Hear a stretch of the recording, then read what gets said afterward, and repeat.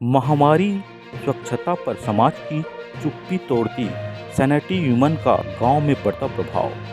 महामारी को लेकर सामाजिक चुप्पी और शर्मिंदगी के माहौल में एक महिला ऐसी भी है जिन्होंने इस विषय पर खुलकर बात करने की ठानी है।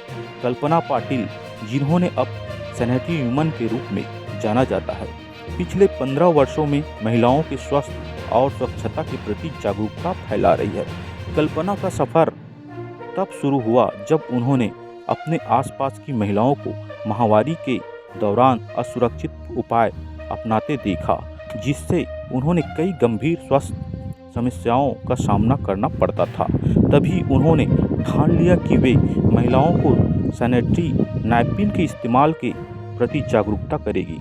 उन्होंने इस प्रयास को ग्रामीण क्षेत्रों में विशेष सराहना मिली है, जहां इस विषय पर अब खुलकर बात नहीं होती थी।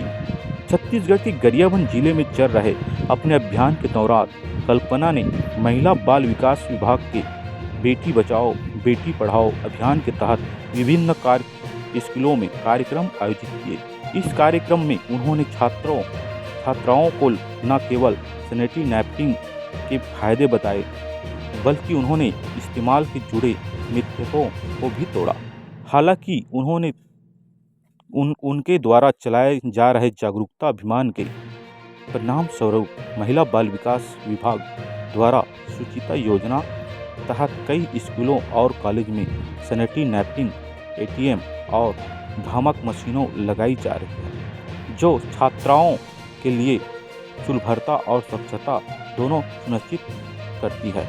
लेकिन ज़्यादातर मशीन का मेंटेनेंस नहीं होने के कारण इसका ज़्यादा समय तक इस्तेमाल नहीं आ पा रहा है और लड़कियों को इस लाभ का नहीं मिल पा रहा है। गाँव और छोटे कस्बों में महामारी के विषय पर बात करना आज भी कठिन माना जाता है, लेकिन कल्पना पाटिल ने अपनी मेहनत और दृढ़ संकल्प से चुनौती को पार किया।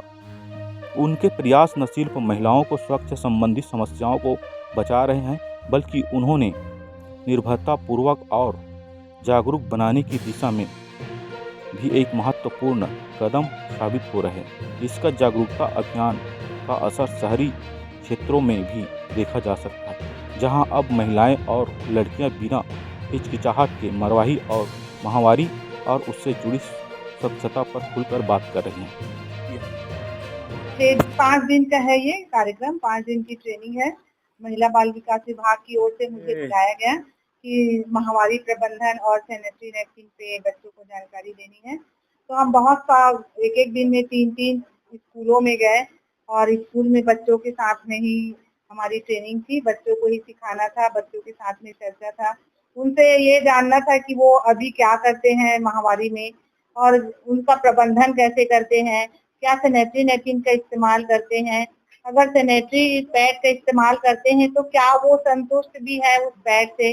तो बहुत सी जानकारियां मुझे खुद वहां से मिली और मैंने भी अपनी जितनी भी जानकारियां थी कि महामारी में हम रख रखाव कैसे करें, अपने अंतर वस्त्रों का, पैड को कैसे इस्तेमाल करेंगे, उसका संधारण कैसे करेंगे और महामारी में जो होने वाली परेशानियां हैं, जैसे बेसिक पेट के नीचे जो दर्द होता है और बच्चों को बहुत ज्यादा कहना कि थकान महसूस होता है, तो इनके बारे में भी उनको बताया गया कि हमारे आस पास से ही मिलने वाली चीजों से हम इन सब समस्याओं से बच सकते हैं।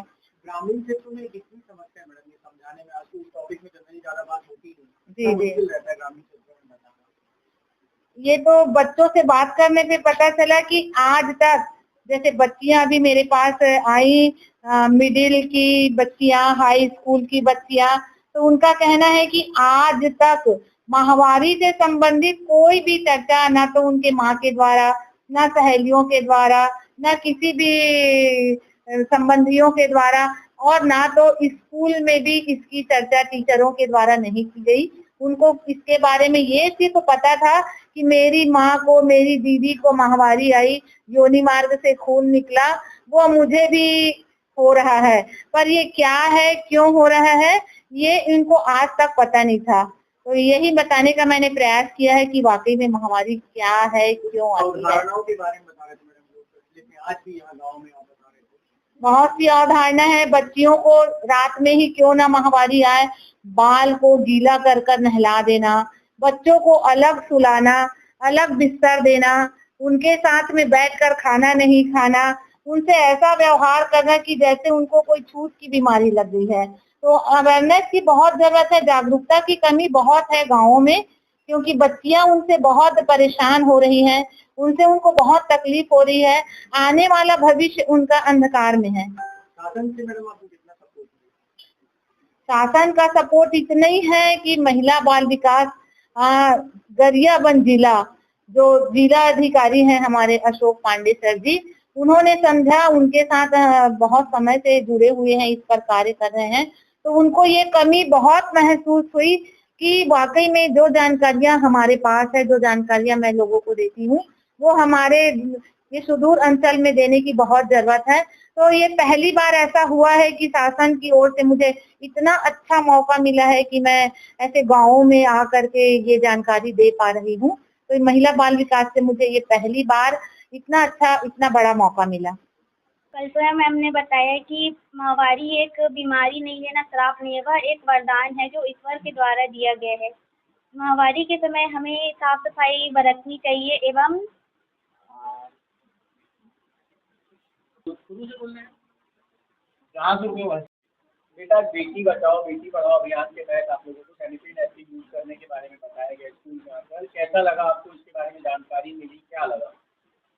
कल्पना मैम ने बताया कि माहवारी एक बीमारी नहीं है, ना श्राप नहीं है, यह एक ईश्वर द्वारा वरदान है जो हर महिलाओं को आता है।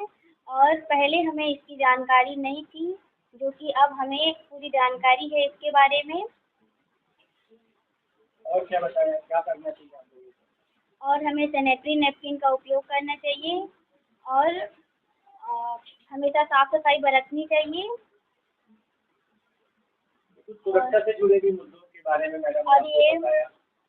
और ये शर्म की बात नहीं है, ये गर्व की बात है कि हमें माहवारी आती है। और कुछ सुरक्षा के मुद्दों के बारे में बताया मैडम ने आपको, कोई परेशान करते हैं लड़के, कोई तो क्या करना चाहिए बताया मैडम ने?